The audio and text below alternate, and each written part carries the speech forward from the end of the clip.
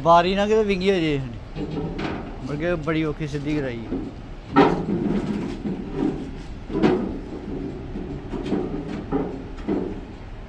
ਇਧਰ ਜਾ ਪ੍ਰਿੰਸ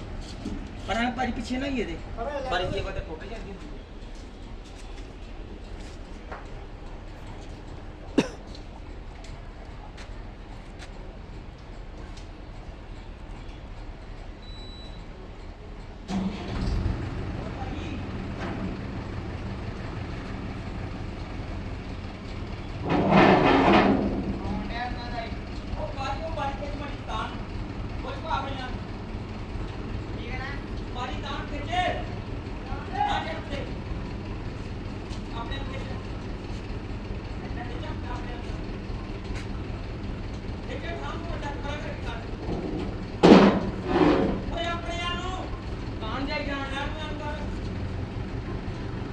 ਹੁੰਦੀ